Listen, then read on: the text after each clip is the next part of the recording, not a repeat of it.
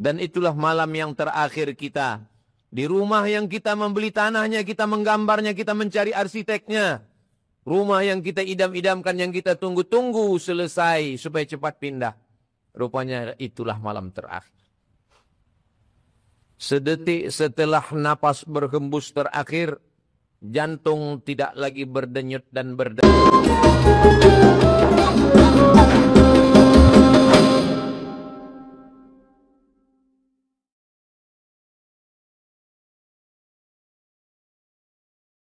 Alhamdulillah, wassalatu wassalamu ala rasulillah, sayyidina wa maulana Muhammad ibn Abdullah, wa ala alihi wa sahbihi wa man tabi'ahu wa mawalah. Ashhadu an la ilaha illallah wahdahu la syarika lah, wa ashhadu anna sayyidina Muhammadan abduhu wa rasuluhu la nabiyya ba'dah. Allahumma salli ala sayyidina Muhammadin an-nabiyil ummi wa ala alihi wa sahbihi wa barik wa sallim. قال الله تعالى في القرآن العظيم وهو أصدق القائلين أعوذ بالله من الشيطان الرجيم يا أيها الذين آمنوا اتقوا الله حق تقاته ولا تموتن إلا وأنتم مسلمون وقال تعالى في آية أخرى يا أيها الذين آمنوا اتقوا الله وقولوا قولا سديدا يصلح لكم أعمالكم ويغفر لكم ذنوبكم وَمَنْ يُطِعِ اللَّهَ وَرَسُولَهُ فَقَدْ فَازَ فَوْزًا عَظِيمًا عِبَادَ اللَّهِ أُوصِيكُمْ وَنَفْسِي بِتَقْوَى اللَّهِ وَطَاعَتِهِ فَقَدْ فَازَ الْمُتَّقُونَ. Hadirin jamaah Jumat yang dimuliakan Allah Subhanahu wa Ta'ala. Ada seorang jamaah sakit di waktu malam. Malam itu tidak ada lampu, maka dihidupkanlah lilin. Ketika orang itu sakit, yang mendampingi ada ulama yang akan membimbing baca talqin ikut sunnah Nabi, membisikkan ke telinga sebelah kanan, La ilaha illallah. Laqinu mautakum. Talqinkan orang yang mau sakratul maut, La ilaha illallah. Pada saat hembusan nafas yang terakhir, yang keluar dari mulutnya adalah La ilaha illallah. Maka begitu dia meninggal dunia, ulama yang membimbing talqin itu menghembus lilin, sehingga lilin mati dan ruangan pun menjadi gelap. Sanak keluarga masyarakat yang hadir marah. Kenapa lilin dimatikan? Ini orang sedang ramai, ruangan menjadi gelap. Maka ulama menjawab, tadi lilin ini ada pemiliknya. Tadi lilin ini hidup menyala, ada pemiliknya. Pemiliknya itulah dia orang yang sakratul maut tadi. Begitu dia menghembuskan nafas yang terakhir, maka lilin ini sudah berpindah tangan kepada ahli waris. Pemilik lilin ini adalah istrinya. Pemilik lilin ini adalah anak laki-lakinya. Dan pemilik lilin ini adalah anak perempuannya. Dan mereka belum tentu setuju lilin ini kita hidupkan. Itulah mengapa aku menghembus lilin ini mati, supaya kita tidak memakai barang haram.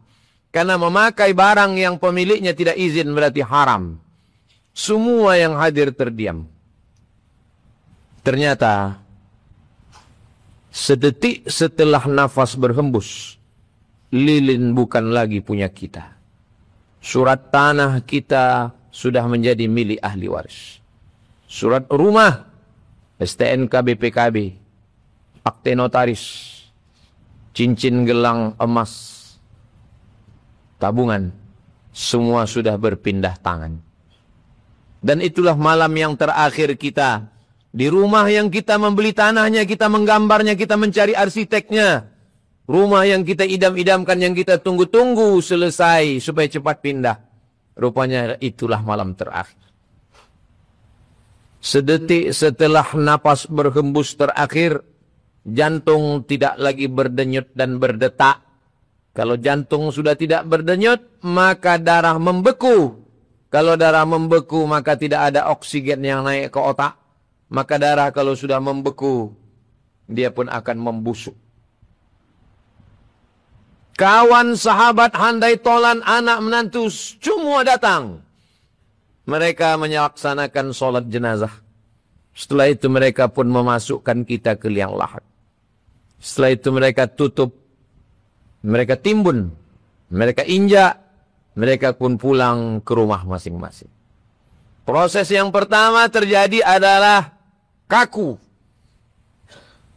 Siku-siku, semua tulang-tulang tidak lagi bisa dibengkokkan. Itulah kenapa orang yang meninggal dunia langsung tangannya dibuat bersedekap. Karena kalau sudah sekian jam yang pertama terjadi adalah kaku seperti kayu. Tangan, leher, kaki tak dapat lagi bergerak karena darah sudah membeku. Proses yang kedua adalah pembengkakan. Karena di dalam badan ada gas. Maka ketika itu mulailah membengkak. Itulah kenapa bangkai ikan hiu yang ada di tengah laut tidak boleh disentuh karena dia akan meledak. Maka manusia yang ada di dalam tanah, wajahnya membengkak. Kulit kepalanya mulai membengkak. Usus mulai keluar bakteri-bakteri, kuman-kuman. Lalu kemudian membengkak. Setelah kaku kemudian membengkak. Setelah membengkak kemudian memecah. Maka kulit kepala yang dipakai dengan sampo, sabun, pagi, petang, siang, malam, mandi, bersih. Kulit kepala mulai mengelupas. Kuku-kuku yang selama ini dibawa ke tempat untuk membersihkan khusus kuku bagi orang-orang yang banyak uang dan harta. Kuku mulai lepas dari ujung-ujung jari. Karena kulit mulai mengelupas. Perut mulai menggelembung. Usus-usus membengkak. Lalu kemudian perut pun pecah. Pori-pori membesar. Lalu kemudian kulit mengelupas. Warnanya warna hitam lebam. Lalu kemudian cacing, belatung, ular, kalajengking berdatangan. Kita hanyalah setumpuk daging busuk yang akan menjadi santapan satingcana. Mana orang kaya, mana pejabat, mana yang ganteng, mana rakyat jelata. Sama di hadapan Allah subhanahu wa ta'ala. Lalu pada akhirnya, semua makhluk yang ada di dalam tanah, yang menjijikkan, yang tidak pernah tersengat matahari, yang tidak bermata, tidak bertelinga, tidak bertangan, tidak berkaki. Mereka lah yang menikmati jasad manusia, yang selalu dipoles, dimanjakan, dijaga, dipelihara, dimandikan, dibersihkan. Pada akhirnya ia hanyalah menjadi santapan cacing, ular, ulat, belatung. Berubah tulang belulang, rambut dan tulang lama. Sesuai dengan kadar tanah. Ada tanah bebatuan, ada tanah gambut, ada tanah kapur. Pada akhirnya kita hilang. Cerita tinggal kenangan semata. Kalau pernah kita membawa anak ke masjid, lalu kemudian di tengah petang sangat matahari tenggelam, nampak ufuk merah di sebelah barat. Dia ingat setiap maghrib ayah membawa. Dia pun dengan meleleh air mata dia datang ke masjid. Di saat itulah datang setetes dua tetes aliran pahala dari anak yang soleh. Kalau pernah kita bangunkan dia jagakan, kita bawa dia ke masjid untuk beriktikaf. Di tengah malam dia terbangun, terjaga, mau ke toilet. Lalu kemudian dia ingat. Dia sempatkan untuk berwudu, sholat tahajud. Dengan meleleh air mata dia berkata, mengadu kepada Allah. Rabbil firli wali walidayya. Warhamhuma kama rabbayani shaghira. Kalau sempat di tengah kesibukan itu kita ajarkan alif bata, surat-surat pendek. Sempat memanggil anak untuk mendengarkan setoran amma yatasaalun. Sempat untuk mendengarkan dia membaca Yasin wal Qur'anil Hakim. Saat tiba hari Jumat, sempat dia buka Al-Quran. Dia kirim Yasin. Dia baca Qul Huwallah 3 kali. Al-Falaq sekali. An-Nas sekali. Al-Fatihah sekali. Pangkal Al-Baqarah sampai wa ulaika humul muflihun. Ayat kursi. Ujung Al-Baqarah 3 ayat. Lillahi ma fis samawati wa ma fil ard. Dia hadiahkan bacaan untuk almarhumah ibu, almarhum ayah. Itulah yang sampai ke kita. Kalau sempat Dia belikan 2-3 sak semen, batu bata, batu kerikil, kosen pintu, kipas angin, kubah masjid, pembebasan tanah semeter 2 meter. Itulah yang akan mengalir hari Jumat, subuh, zuhur, maghrib, isya, Idul Fitri, Idul Adha, tarawih, witir, bertadarus orang. Itulah yang mengalir. Adapun rumah yang kita bangun, sebesar apapun dia, keramiknya impor, arsiteknya datang dari jauh, rumah sudah berpindah tangan ke milik orang lain. Istri hanya menunggu 4 bulan 10 hari. Walladzina yatawaffawna minkum wa yadharuna azwajan yatarabbasna bi anfusihinna 4 ashhurin wa 'ashra. Mereka yang suaminya meninggal, maka dia hanya menunggu 4 bulan 10 hari. Setelah itu pun dia akan dipinang oleh orang lain. Orang lain akan naik ke rumah, akan naik, semua ditinggalkan. Cerita yang lama hilang, muncul cerita baru. Hal ata 'alal insani 'ainun minad dahri lam yakun syai'an madhkura. Pada awalnya manusia ini bukan apa-apa dan bukan siapa-siapa. Singgah sejenak di atas muka bumi. Hidup 20 tahun, 30 tahun, 40 tahun. Kata Nabi, baina sittina wa sab'in. Antara 60 tahun, 70 tahun. Itulah umur umat Nabi Muhammad SAW. 34 tahun, 50 tahun setelah itu, rumah kita menjadi milik orang lain. Kendaraan kita menjadi milik orang lain. Berpindah-pindah tangan. Yang kekal abadi. Ma'akal tafa'afnaita, yang dulu dimakan busuk. Wa malabis tafa'ablaita, yang dipakai lapuk. Wa matasaddaq tafa'amdaita, yang pernah disedekahkan, yang pernah diwakafkan. Hanya itu sajalah yang menjadi bekal untuk hari esok. Yasma'ul mayyita salasun, yang mengiringi mayat ada 3. Maluhu, hartanya, mobilnya, sepeda motornya, kainnya, ikut mengiring. Tapi kemudian mereka akan bawa itu pulang sebagai ahli waris, akan membagi-baginya. Ahluhu, istri, anak, cucu, menantu. Datang mereka beramai-ramai. Kawan, sahabat, jiran, tetangga, handai tolan mengiring dengan lelehan air mata. Setelah itu mereka pun akan pulang. Wa yabqa wahidun, yang tinggal hanya satu. Yang tinggal hanyalah illalladzina amanu, iman, wa amilus salihati, amal soleh, wa tawasaw bil haqqi, menasihati orang tentang kebenaran, wa tawasaw bis sabri, memberikan wasiat kesabaran. Lain daripada itu hanya kesia-siaan belaka. Mana orang kaya-kaya zaman silam? Mati. Mana raja-raja zaman dulu? Hilang. Setiap masa ada orangnya, setiap orang ada masanya. Setiap tokoh ada zamannya, setiap zaman ada tokohnya. Tokoh, orang, siapapun dia, pada akhirnya dia akan menghadap Allah dalam kesendirian. Wa qad ji'tumuna furada, kamu akan datang menghadap Allah. Kama khalaqnakum awwala marrah, sebagaimana dulu aku ciptakan kamu sendirian, kamu pun juga akan datang menghadap Allah sendirian. Manusia selalu lupa, selalu silap, selalu salah. Karena dia lupa, dia diingatkan. Hadhihi tadhkirah, ini peringatan. Faman sya'a dzakarah, bagi siapa yang mau mengambil peringatan. Laki-laki yang baligh berakal, tidak gila, bukan kanak-kanak, bukan musafir, wajib dia mendengar wasiat khutbah. 1 kali khatib menyampaikan, ittaqullah, takutlah kepada Allah subhanahu wa ta'ala. Mau hidup dengan cara Fir'aun, silakan.